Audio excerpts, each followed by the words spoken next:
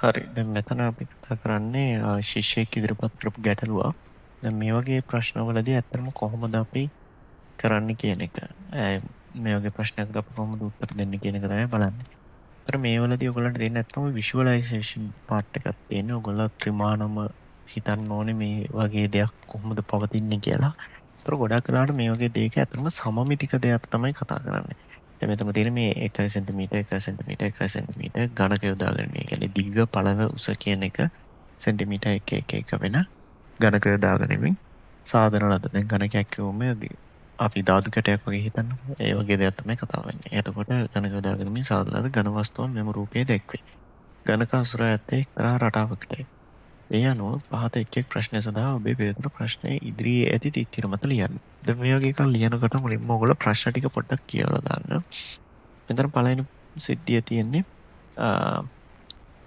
මෙම ඝන වස්තුව සෑදීම සමග ඝනක කීයක් යොදාගෙන තිබේද කියලා අහනවා. ඊළඟට මුහුණ දෙකක් පමණක් නිරාවරණය ඇති ඝනක ඝන වස්තුවේ කීයක් තියෙනවද? මුහුණක් තුනක් පමණ, මුහුණ හතරක් පමණ. මුහුණත් කීයක්වත් නිරාවරණය නොමැති ඝනකය. එතකොට මේකේ මේ මුහුණත් එක්ක ගොඩක් කතාවක් යනවා කියලා අපිට තේරෙනවා. හරිද? ඊළඟට මේ වගේ දෙයකදී හැමතිස්සෙම ඔයගොල්ලෝ බලන්න ඕන දේ තියෙන්නේ සමමිතිය පිළිබඳව දෙයක් බලන්න ඕනේ. හරිද? ඒකට මේ සමමිතිය කියන දේ ගත්තම ඔයගොල්ලෝ පේනවා ඇති මෙන්න මෙතනින් තියෙනවා මේ එක්තරා මෙන්න මේ විදිහට ගියොත් මේක හරිද? මෙහෙම ඇඳගත්තොත් මේක සමමිතියක රේඛාවක් විදිහට තියෙනවා. එතනින් දෙපැත්ත සමමිතිකව මේක බෙදලා තියෙන්නේ දෙයක් තියෙනවා. හරිද? එතකොට මේ වගේ එකක අපි ගත්තම කිව්වා වගේ කොහොමද අපි මේක ගැන හිතන්නේ කියන එක.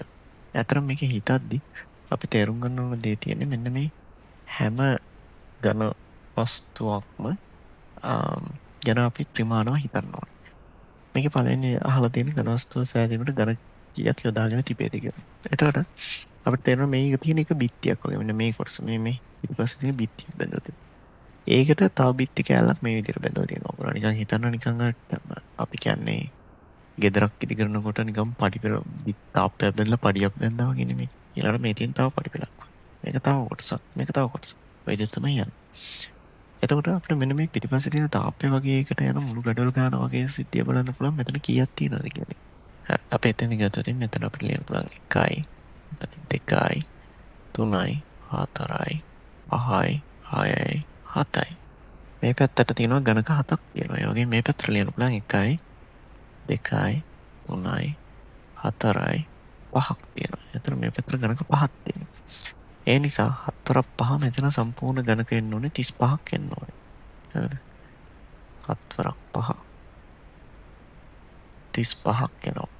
ඊට පස්සේ ඊළඟ කතාව වෙන්නේ මෙන්න මෙයා ගන්න. ඊළඟට ලොකුම එක්කෙනා. හැමතිස්සෙම ලොකුම එක්කෙනාගෙන් යන්න බෑ.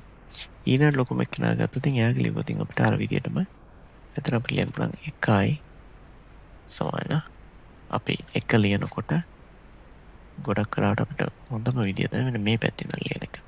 හරිද? අපි දැන් මෙයා 1යි කියලා. 1යි එහෙනම් මෙයා 2යි මෙයා 3යි. හරිද? මෙතන 1යි 2යි 3යි 4යි 5යි දෙපැත්තටම පොදු වෙන තැනකින් එක පටන් ගන්න. එතකොට ප්‍රශ්නයක් වෙන්නේ නැහැ. ඔයගොල්ලන්ට පැටලෙන්නේ. ඒතර 3 වරක් මේ පැත්තට 5ක් තියෙනවානේ. 3 වරක් 5ක් තියෙනවා. ඒකෙන් එනවා 15ක්. හරිද? ඊළඟ මෙතන බලන්න. ආපස්සට මෙතනක් තියාගත්තොත් 1යි 2යි 3යි මෙතන 2යි මේ ඝනකයෙන් මෙතන තියෙන්නේ. හරිද? ඒ නිසා මේ පැත්තට එක දාන්න එපා. මුහුණ තන මේ ඝනකය. හරිද? එතකොට මෙතන තියෙනවා දෙවරක් 3. දෙවරක් 3. එතන තියෙනවා 6ක්. ඊට පස්සේ මෙතන තියෙනවා 3ක්. 6 මුටින් කියන්නේ නෑනේ. මෙතන තියෙනවා 1ක්. හරිද? එහෙනම් ඒ ඔක්කොම 4ක් එනවා තව. ඇඩිෂනල් අපිට එනවා කියලා එනවා. ඒතර මේ ටික එකතු කරොත් ඔයගොල්ලන්ට පේනවා 35යි 15යි කියලා කියන්නේ 50යි 56යි 4යි කියලා කියන්නේ ඔක්කොම 60යි. එතකොට පළවෙනි ඝනක මෙන්න මේ ඝන වස්තුව සෑදීමට ඝනක කීපයක් දාගෙන තිබෙද එතන එනවා 60ක් කියලා එනවා. හරිද? දැන් ඊළඟට මේ කතාව ඉවරයි. ඊළඟට තියෙන මුහුණ දෙකක් පමණ ආවරණය වී ඇති ඝනක ගැන කතා කරන්න යනවා. හරිද? ඒක බලමු. ඒක ගත්තොතින් ඔයගොල්ලෝ පැන්සලකින් වගේ කරනවා නම් මේක මම කරන විදියට ඕගලන්ට මක කරන්න පුළුවන්. හරිද? හරි. එතකොට ඊළඟට අපිට තියෙන්නේ මේ මුහුණත් පිළිබඳව මේකේ ඇති වෙන ප්‍රශ්න ගැන. හරිද?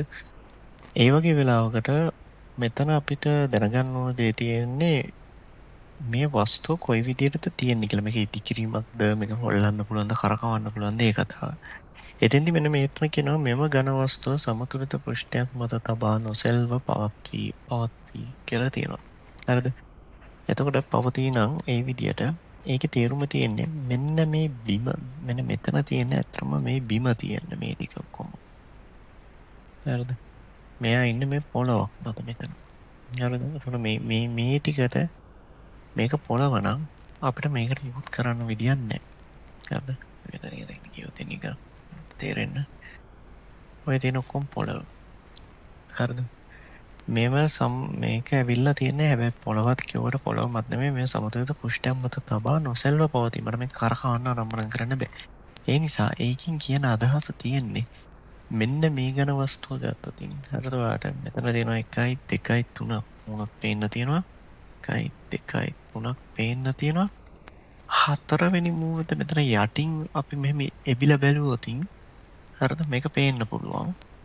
හැබැයි මෙතන කියනවා නම් ඝන වස්තුව සමතුලිත පෘෂ්ඨයක් මත තබා නොසෙල්ව පවතී කියලා අපිට ඒක නිරාවරණය වෙන්නේ නැහැ. හරිද? ඔන්න ඕක තමයි කියන කතාව. නොසෙල්ව පවතී. අපිට මේක ගිහිලා පිටිපස්සෙන් බලන්න බෑ. මේක තියෙන විදියටම බලන්න ඕනේ. හරිද? දැන් කෙනෙක්ට අහන්න පුළුවන් මේ පැත්තෙන් මේක සමතුලිත පෘෂ්ඨයක් මත තියෙනවා නම් මෙන්න මෙහෙම වටෙන් ගිහිල්ලා බලන්න පුළුවන් නේද කියලා. ඔව්. එහෙම සිද්ධියක් තියෙනවා. හැබැයි මට යටින් එබිලා බලන්න බෑ මේක. හරිද? ඔන්න ඔය කතාව තමයි තියෙන්නේ. එතකොට මේ වගේ කතාවකදී අපිට අත්‍තරම උපකල්පනයක් කරන්න වෙනවා. ඒ උපකල්පනය අපිට ඕන ලියන්න පුළුවන්. අපිට කියන්න පුළුවන් මෙහෙම කතාවකදී මෙතන ලියන්න පුළුවන් වස්තුව පවතින පොළව හැර පොළව මට්ටමින් හැර අනිත් සියලු දිශාවලින් බලා උත්තර ලබා දී ඇත කියලා මෙතන නිකන් ලියලා තියන්න පුළුවන්. හරිද? එහෙම කිව්වොත් ඔතන ප්‍රශ්නයක් අත්‍තරම තියෙනවා. මොකද මෙතන කියන්නේ පේන කියන කතාවක් නෙමෙයි තියෙන්නේ. කියන්නේ අපිට නිරීක්ෂණය වේද කියන කතාවක් නෙමෙයි. මොහොනක් දෙකක් පමණ නිරාවරණය වී ඇති ඝන වස්තු ඝන වස්තුවේ කීයක් තිබෙද කියලා අහන්නේ. ඒතර මොහොනක් දෙකක් පමණ නිරාවරණය වෙනවා කියලා කියන්නේ අවකාශයට අපි කියන්නේ එක්ස්පෝස් වෙනවා කියලා කියන්නේ නිරාවරණය වෙනවා. අවකාශයට නිරාවරණය වෙනවා. දැන් අපිට මෙතන ගත්තොත් මෙන්න මේ ගණකය ගත්තොත් මේ ගණකේ පාට තියෙනවා මුණත් 1යි 3ක් තියෙනවා. ඒ වගේම මේ දෙවනි මූණත වගේම අනිත් පැත්තේ මූණතක් තියෙන එක වායුගෝලයට නිරාවරණය වෙලා තියෙනවා. හරිද? ඒතර වායුගෝල අපි හිතන වාතය කියලා වාතයට එක්ස්පෝස් වෙලා තියෙන. මේක මලකඩ ආයතන මේක නිකන් යකඩ වලින් හදපු එකක්. යකඩ වලින් හදපු එක නම් මේක කාලයක් යනකොට මලකඩ කනවනේ. ඒතර මලකඩ කන්නේ වාතය එක ගැටෙන්න එපයි. එතකොට මේ වාතය එක ගැටෙනවා මේ වගේම දෙවනි මූණත වගේම ඊට එහා පැත්තෙන් තියෙන හතරවෙනි මූණතත් වාතය එක ගැටෙනවා. ඒක තමයි නිරාවරණය වෙනවා කියලා කියන්නේ. හරිද? ඔන්න ඔගේ කතන්දර. දැන් කවුරු හරි පේන්ට් ගැහුවොත් උඩින් පේන්ට් ස්ප්‍රේ කරගෙන ගියොත් හතර වටේම මේක මහා දුමක් ඇවිල්ලා පේන්ට් දැල්ලක් ඇවිල්ලා එතකොට මොකද වෙන්නේ? ඒක මේ මූණත් තුනේ එහා පැත්තේ තියෙන මූණට ගෑවෙනවා. හැබැයි මේ දෙක අතර මෙන්න මෙයයි කියනෝනේ. මෙතන තියෙන මේ ගණක දෙක අතරමැද තියෙන මූණ එයා ගෑවෙන්නේ නැහැ. මේ ගණකයත් අතරමැද තියෙන මේ මූණ එයා ගෑවෙන්නේ නැහැ. පේන්ට් එක. හරිද? මලකඩ කණ එකේ මේ පැත්තේ වෙන්නේ නැහැ. මොකද වාතයට නිරාවරණය වෙලා නැහැ. හරිද? එතකොට ওই විදිහට අපි හිතන්න ඕනේ ඒකයි මේතන ඒක සමස්තය රඳාපවතින මෙම ඝන වස්තුව සමතුලිත පෘෂ්ඨයක් මත තබා නොසෙල්ව පවතී කියලා තියෙන නිසා. ඊළඟ මෙතන නොසෙල්ව පවතී කියන එක තමයි තා වැදගත් දේ වෙන්නේ සමතුලිත පෘෂ්ඨයක් මත තබා. හරිද? ඊළඟට කියනවා නිරාවරණය කියලා තමයි හැමතිස්සෙම කියන්නේ. හරිද? වචනේ වැදගත්. ඔබට පෙනේද කියලා ඔබට නිරීක්ෂණය කළ හැකිද? මුහුණත් දෙකක් පමණ නිරීක්ෂණය වන ගණක කීයක් තියෙනවද කියලා අහුවොත් ඒක වෙනම කතාවක්. හරිද? එතකොට මේ වගේ වෙලාවකදී ඔයාලට තේරෙන්න ඕන දේ තමයි මුහුණත් දෙකක් පමණ නිරාවරණය වී ඇති ගණක කියනකොට මේකේ හතරක් එනවා. මේ ගණකේ හතරක් එනවා. හරිද? එහා පැත්තේ දෙකක් තියෙනවා. මේකේ ගත්තොත් 1යි 2යි එහෙනම් මේ පැත්ත නැහැ මේ පැත්ත නැහැ උඩ පැත්ත නැහැ අර පැත්ත එකක් තියෙනවා. තුනක් වෙනවානේ. ඔන්න ඔය විදිහට. එතකොට අතරම අපිට කියන්න පුළුවන් මේවට අපිට දාගන්න පුළුවන් පොඩි පොඩි සිම්බල්ස් දාගන්න පුළුවන්. අපි හිතමු දැන් මේකේ තියෙනවා 3ක් 4ක් කීයක්වත් නිරවරණය නෑ. 2ක් 3ක් 4ක්. මේකේ පාට දාගන්න මම ඔයාලට මෙතන පාට දාගන්නවා. ඔයගලන්ට අංක දාගන්න පුළුවන්. මුහුණත් ගන්නවා. හරිද? ඔයගොල්ලෝ හිතනවා මෙතන තියෙන ගාන අනුව බලලා 1යි 2යි 3යි එහා පැත්ත 1යි 4යි. එහෙනම් ඔයගොල්ලෝ දාගන්නවා මේකට දාගන්නවා 4යි කියලා. මෙයා ගත්තොත් 1යි 2යි හරිද? එහා පැත්තේ කෙනෙක් ඉන්නවා 3යි. මෙයාට එන්නේ 3ක් යනවා. ඒ වගේම තමයි මෙයා. මෙයාගේ කතාවත් ඒ වගේමයි. මොකද මේ ටික ඔක්කොම එක වගේනේ. ඒතර ඔයගොල්ලන්ට පේනවා මේ අයිනේ කෙලවරේ තියෙන කට්ටිය තමයි පොඩ්ඩක් වෙනස් වෙන්නේ. මෙයා ගත්තොත් 1යි 2යි මේ පැත්ත නෑනේ. යටත් නෑ ඒ ටිකත් නෑ අර පැත්තේ එකක් තියෙනවා. එහෙනම් එයා 3ක් වෙනවා.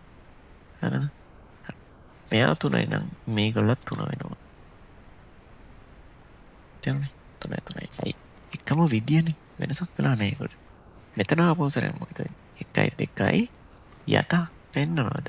නෑනේ. ඒ පොළව නිසා එයාව හරවල බලන්න බෑ. එහා පැත්තේ කෙනෙක් තියෙන ඒ නිසා 3. හරිද? ඔය දුන්නා තමයි එන්නේ. ඔන්න ඔතනයි කතාව ආවා. මෙයා 4 නම් සමමිතිය අනුව මෙයාත් 4 වෙනවා. ඕකේ. මෙන්න මෙතනින් සමමිතික රේඛාවක් තියෙනවා මෙහෙම. ඔයාලා බලාගෙන ගියොත් මෙන්න මේ විදිහේ සමමිතික රේඛාවක් තියෙනවා. හරිද?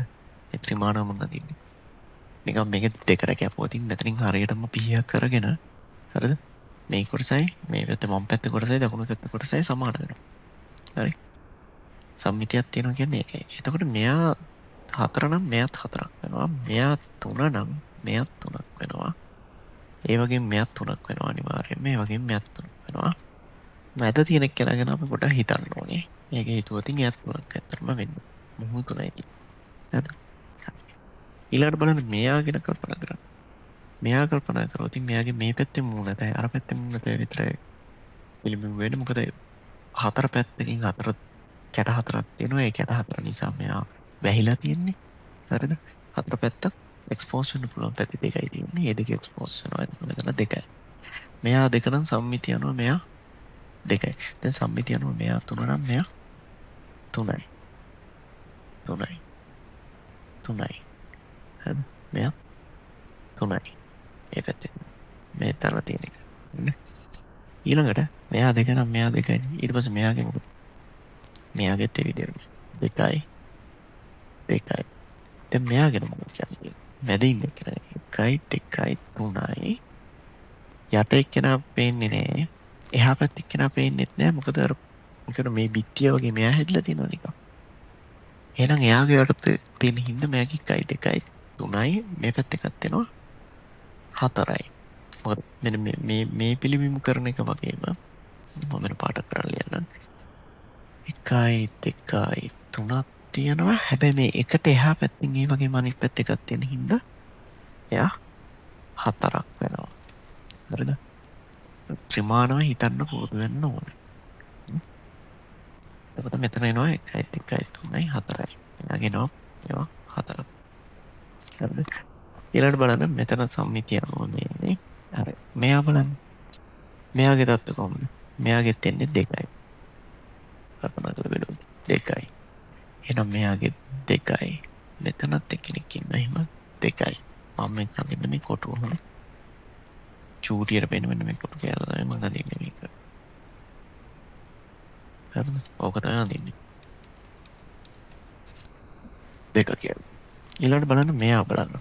මෙන්න මේ කොටුව ගත්තොත් මෙයාගේ දෙනවා 1යි 2යි 3ක් වෙන නිසා මෙයා 3ක් වෙනවා. එහෙනම් මෙයා සම්මිතිය අනුව මෙයා 3ක් වෙන්න එපා. මේ මැද ඉන්න කෙනා. එයාගේ තියෙන්නේ මේ අතර වටෙන්ම කොම්පිය ඉන්නවා. මෙයාගේ පිටිපස්සේ කෙනා පේන්නේ නැහැ. යට එක්කෙනා පේන්නේ නැහැ. ඒ නිසා මෙයාගේ තියෙන්නේ 1යි. හරිද? හරි. ඊළඟට මොකද වෙන්නේ? මෙතන එක්කෙනා බලන්න. මෙයාගේ තියෙන්නේ ඒ විදිහෙන් බැලුවොත් 1යි. මෙයාගේ එකක් තියෙනවා නම් අපි දැනගන්න ඕනේ මෙන්න මෙතන පේන්නේ නැති එහා පැත්තේ එක්කෙනෙක් ඉන්නවා කියන එක. මොකද මෙන්න මෙයා ගත්තොත් මම නිකන් මේ පොටියට මේ ඇඳලා පෙන්නන්න ඔයගලන්ට ත්‍රිමාන රූපය දෙන්න. හරිද?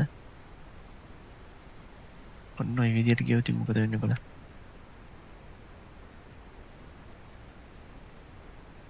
හරිද?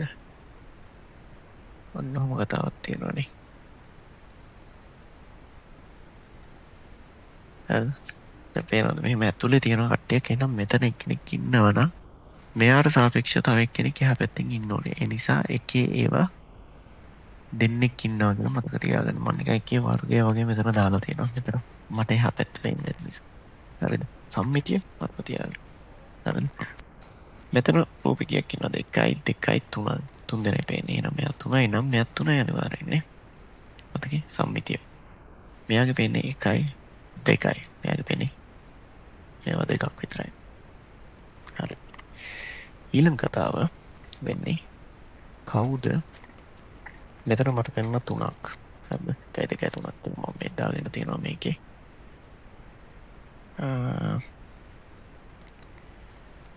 මෙයාගම හරිද? මෙයාගේ ඉන්න 3ක් ඉන්නවා. එයා 3ක් නම් මෙයා 3ක් වෙනවා මේ පැත්තේ. මෙයාගේ තත්ත්වෙ 1 2යි. මෙයා 2ක් නම් මෙයාත් 2යි. හරිද? මෙයාගෙත් කීයක් තියෙනවද? 1යි 2යි. මෙයාගේ 2යි. හරිනේ. හරි වැඩි හරි. ඊට පස්සේ මෙන්න මෙතන කට්ටිය බලන්න. මෙයාගේ පේන 1යි 2යි. මෙයාගේ පේන 2යි. හැබැයි මෙහා පැත්තෙන් එකක් පේන්නේ නැහැ නේ. මොකද මෙතනින් නීපේ මාවෙන් ඉන්නේ. හරි. මෙතන එහෙනම් 2යි. මෙතන එහෙනම් ආපෝසරයක් 2යි. මෙතන 2 වුණා නම් මෙතනත් 2යි. මෙතනත් 2යි. හරිනේ. මොන දැන් දෙකේ කට්ටිය ටික හරි. දැන් ඊළඟට ප්‍රශ්නේ තියෙන්නේ අපිට පේන්නේ නැති ටික.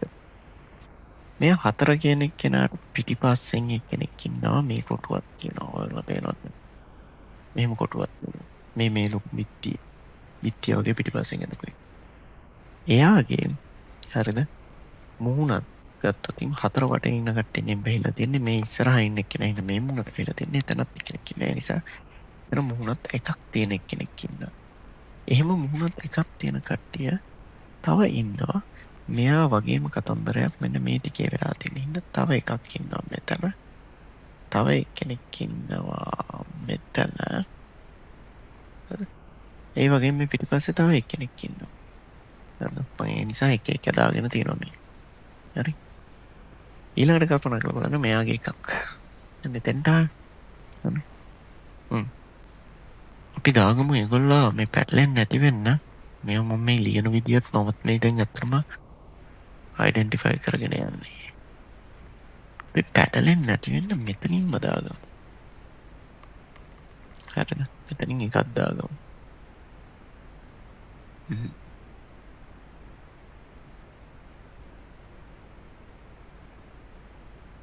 මෙතනින් දාගමු කමා 1 කියලා. කමා 1. ඊට එහා පැත්තේ කෙනෙක් ඉන්නවා කියන්නේ. හරිද? තේරුණාද? එතනින් ඊට පස්සේ අපි දාගමු 4 කියන එක්කෙනාට කමා එක්කෙනෙක් ඉන්නවා.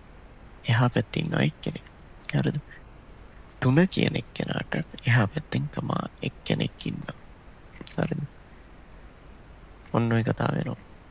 දැන් බලන්න මෙන්න මෙතන 1 කියලා මේ තියෙන කට්ටියගේ මෙන්න මෙයා ඉන්නවනේ මෙතන කෙනෙක් 1යි 3යි කියන දෙන්නටම සාපේක්ෂව කමා එක්කෙනෙක් ඉන්නවා මෙහි. මං ඒ නිසා එයා කමා 1 කියලා දාගන්න. මෙයාට ඉස්සරින් එක්කෙනෙක් ඉන්නවා කමා 1. මෙයාට ඉස්සරින් එක්කෙනෙක් ඉන්නවා කමා 1. හරිද? ඊට පස්සේ මෙයාට මේගොල්ලන්ට ඉස්සරින් කෙනෙක් ඉන්නවා 1 කමා 1 කමා 1 කමා 1 කමා 1. ඇයි මේගොල්ල හැමෝන්ටම මේ විදිහට වැහුණාට පස්සේ අර පැත්ත විතරක් එක්ස්පෝස් වෙන කෙනෙක් ඉන්නවා. හරිද? ඒ කතාව අපේ ඔළුවේ තියෙනවා. නැත්තම් මේ වැඩේ කරන්න අමාරු. හරිද? ඒ වගේ අපිට තව මගහැරිච්ච තැන් තියෙනවද? කල්පනා කරලා බලන්න. නෑ. දැන් මේකේ ඔක්කොම දේවල් ටික අපි ලියාගෙන ඉවරයි. හරිද? දැන් මම මෙතන මේ ඉරික මේවා නම් මෙහෙම ගහගත්තේ මට පේන්නේ. හරිද? ඒකට පැන්සලෙන් මේක කරගෙන ගියා නම් මම මේක පාටකින් කරෙත් ඒක ඇත්තටම. ඔයගලන්ට මේ පැන්සලෙන් මේව මකලා අයින් කරන්න පුළුවන්. ඒතර මේව ලස්සනට පැහැදිලිව පේනවා. හරිද? ඔයගල නැත්තම් මේ ඔක්කොම පැටලෙනවනේ.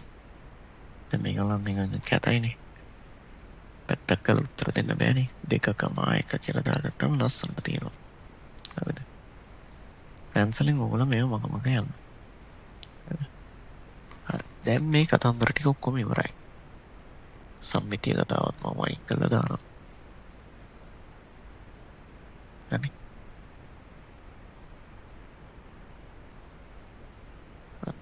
සම්මිතිය කතාවත් අයින් කරා. 4,1 මේ දෙත්තම ඉන්න කට්ටිය.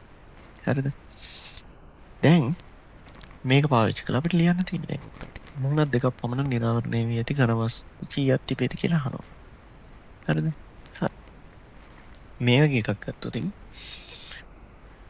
මුහුණක් දෙකක් දෙකේව ගණන් කරගෙන යන්න. 1 2 3 4 5 6 අනේ ඊට පස්සේ 7 දැන් මම තව වැඩක් කරනවා පොඩි වැඩක් ඔය බලන්න හිටියොත් මම මේ ගණන් කරන්නේ මේ මෙන්න මේ සම්මිතික රේඛාව යන්නේ මේ මැද එකේනේ. ඒකේ වම් පැත්ත ටික විතරක් මුලින් ගණන් කරනවා. 1 2 3 4 5 6 7 ඒ වගේම අර පැත්තටත් එන්න ඕනේ. එහෙනම් 14යි. දෙගුණයක්. 14 දෙක 14යි. 14යි සම්මිතික රේඛාවේ කට්ටිය කීයක් ඉන්නවද බලන්න. 1යි 2යි 16යි. හරිද?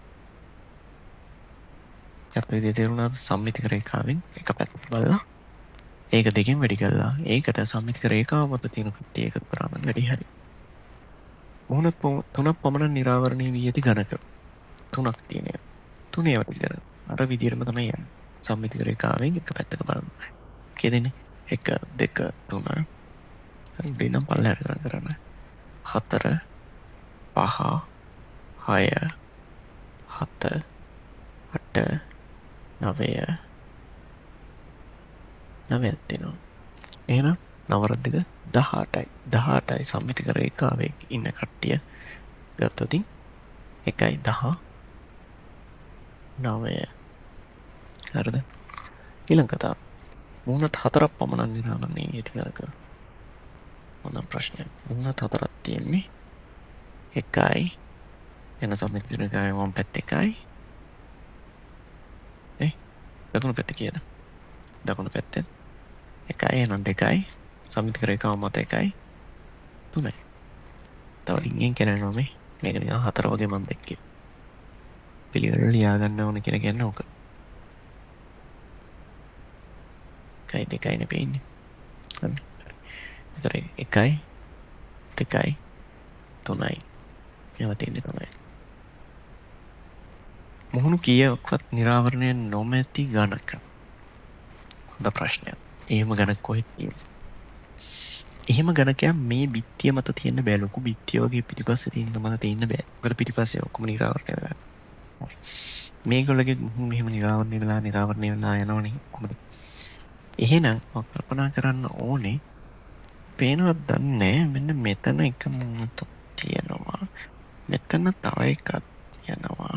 හරිද? මෙතන තව එකක් තියෙනවා. මේ ටික තියෙද්දි මෙන්න මේගොල්ලට යටින් මෙන්න මේ මම හයිලයිට් කරලා පෙන්නන්නම් ඔයගොල්ලන්ට දුරගන්න ලේසි වෙන්න. මෙන්න මේ ටිකට යටින් තියෙන ටික මොකද වෙන්නේ? මෙන්න මේ තට්ටුවේ තියෙන යටම තට්ටුවේ තියෙන ඒගොල්ලෝ ඔක්කොම හිර වෙලානේ. හැබැයි මෙන්න මේ අන්තිම එක්කෙනා හොයන්නේ මට ඒක අමතක. ඒ මේ අන්තිම එක්කෙනා මේ පැත්තේ කෙලවර එක්කෙනා ගත්තොත් නෑ එයත් අහුවෙනවා. මොකද බිත්තිය තියෙන්නේ ඊට එහා පැත්තෙන් නේ. බිත්තිය තියෙන්නේ ඊට එහා පැත්තෙන් නේ. හොඳ තත්ත්වයක් ඒක.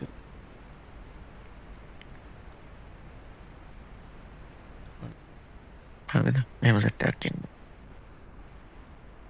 මේකේ යට ඉන්න කට්ටිය මෙයාට යටින් ඉන්න එක්කෙනෙක් මෙන්න මේ පිළේ 1යි 2යි 3යි 4යි 4 දෙනෙක් ඉන්නේ.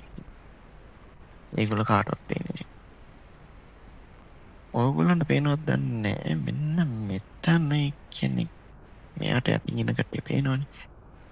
මෙයා පේනවා. මෙයාට යටින් ඉන්න කෙනා පේන්නේ නැහැ.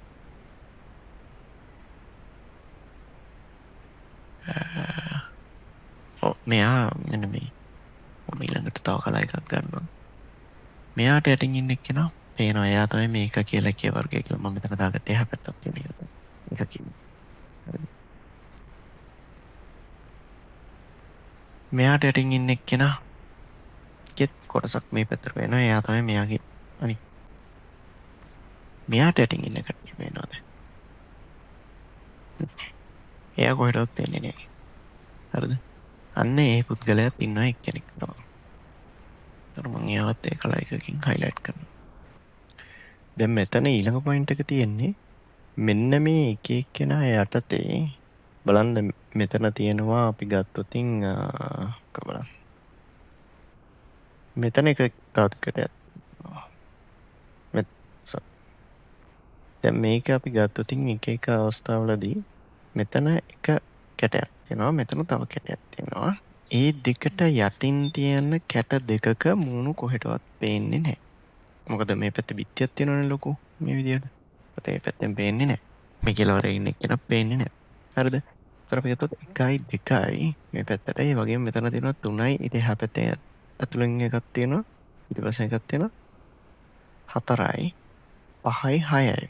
මෙයක් තියෙනවා, ඊට පිටිපස්සේ එකක් තියෙනවා. මේ එකට සාපේක්ෂව අනිත් පැත්තේ එකක් තියෙනවා, 6ක් තියෙනවා එහෙම. හරිද? ඒ 6යි මෙතන උඩ කතාවක් වෙනවා. මෙතන උඩ ඉන්න එක්කෙනාගේ යටතේ තියෙන එක්කෙනා එනවා මැද එකක්. එයාත් කොහෙටවත් අපිට පේන්නේ නැති එක්කෙනෙක් වෙනවා. 7යි කියලා උත්තරය මෙතෙන්ට එනවා. හරිද? ඒක පොඩක් ට්‍රිකි හිතන්න ඕනේ. ඇත්තටම හිතන්න පුළුවන් අර සමමිතියෙන් හිතන්න පුළුවන්. ඇත්තටම මෙතන තියෙන 1යි 2ක් තියෙනවා නම්. හරිද? මේ පැත්තෙනුත් 1යි 2ක් තියෙන්න ඕනේ. හරිද? සම්මිති කර එක අම්මතක් තියෙනවා, 2ක් තියෙනවා. 4යි 2යි 6යි. මෙතන උඩ තියෙන එක්කෙනාට සාපේක්ෂව එතන එනවා පල්ලෙහාට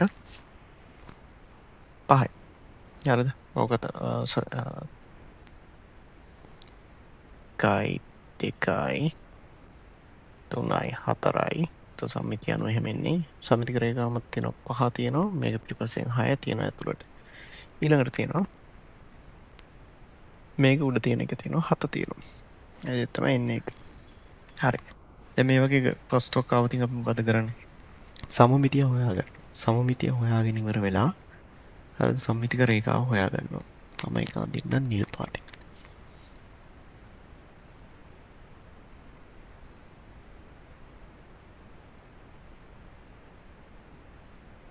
මෙන්න මේ සමමිතිය අහුවෙන තැන හොයාගන්න. මේ සම්මිතික රේඛාවෙන් අපි දන්නවා වම් පැත්තේ තියෙන සම්මිතියම තමයි දකුණු පැත්තට එන්නේ. හරිද? ඒ විදිහට හිතාගෙන අපි එක පැත්තක මේවා ටික මාක් කරගෙන යනවා. ගිහිල්ලා අනිත් පැත්තේ ඒ විදිහට අපි පුළුවන් විදිහට දාගෙන යනවා. හරිද? හරි. ඊළඟට මොකද කරන්නේ? ඊළඟට අපි කරන්න මාක් කරනකොට මේ වගේ එකකින් මේ වගේ කවර් වෙච්ච බ්ලොක් එකක් තියෙනවා නම් හරිද? අපි කියනවා මේ බ්ලොක් එකක් තියෙනවා මැද තියෙන එක. මේක නිසා පිටිපස්සේ තියෙන තාප් එක බ්ලොක් එකක් ආව වෙලා තියෙනවා. ඒ බ්ලොක් එකේ එළියට මුන්නතක් තියෙනවා. ඒ නිසා අපි ලියනවා මේ බ්ලොක් එක උඩ ලියන්නේ හරිද? මොකද මූණත් එක බලනවා 1යි 2යි 3ක් තියෙනවා. මූණත් 3ක් එළියට නිරාවරණය වෙලා තියෙනවා. ඒ එයාගේ බ්ලොක් එක. එයාට කවර් වෙලා තියෙන අනිත් පැත්තේ කෙනාගේ බ්ලොක් එකේ තියෙන මූණත් ගන්න 1යි පේන්නේ. ඒකත් අපි ලියනවා 1යි කියලා. 3,1 ඒ විදිහට 1,1. හරිද? මේ විදිහට මේ විදිහට සෙට් එකක් යනවා. හරි. මේ විදිහට බලන්න. දැන් මෙතන මුහුණත් එකක් පමණක් ඒවා වෙන්නේ නේ. ඇත්තටම මුහුණත් එකක් පමණක් ඒවා වුණා මේ එක කියන කතාව එනවා. මේ කතාව. හැබැයි මෙහිම දාගන්නකොට අනිත් පැත්තෙන් ඩොක් වෙලා තියෙන කෙනා මුහුණ දෙකක් නිරාවරණය වෙලා තිබුණොත් ප්‍රශ්නයක්. හරිද? මේක අදහස ඔළුවේ තියාගන්න එක වටිනවා. ඒකට මුළු රූපේම තියෙන නිසා. ඊළඟට මොකද කරන්නේ? මේ විදිහට මුහුණත් වලින් කැපිච්ච ඒවා තියෙනවා නම් අපි මේ විදිහට ලියා ගන්නවා. හරිද? ඇත්තටම මම මේ මුලින් මෙතන වර්ගය කියලා දාගත්තට ඇත්තටම එයාත් දාන්න ඕනේ 1, කීයද?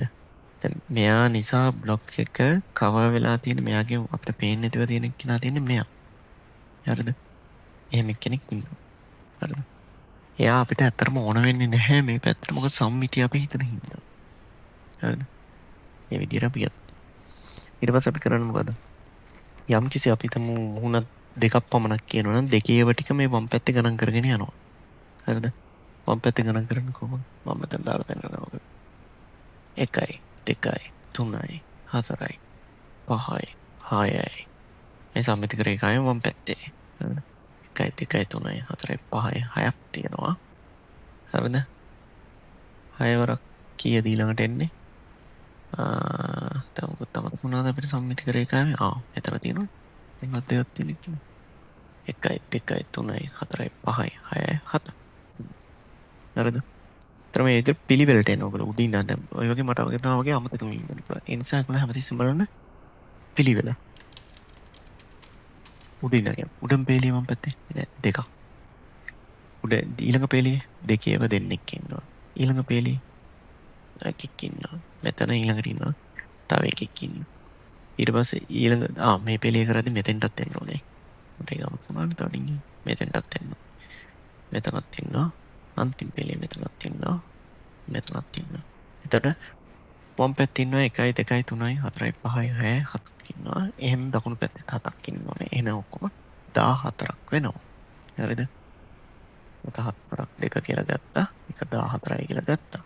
ඒකට එකතු කරන්න ඕනේ ඊළඟ කතාව වෙන්නේ සම්මිතික රේඛාව මත අපි හොයන්නේ මූණත් ගාන තියෙන ඒවා. බලාගෙන යන 3 4 නෑ 4 1යි තියෙනවා නෑ. 1යි 1යි නෑ. 2 තියෙනවා. තව එක දෙකක් මෙතන ආපහු තියෙනවා. එහෙනම් ඒකට තව දෙකේ දෙකක් නේද? තව මූණක් දෙකක් එකතු වෙන්න ඕනේ මේක. නේද? එතකොට හරිද? අපිට එනවා කීයද? මේකට ඊට පස්සේ එකතු වෙන්න ඕනේ.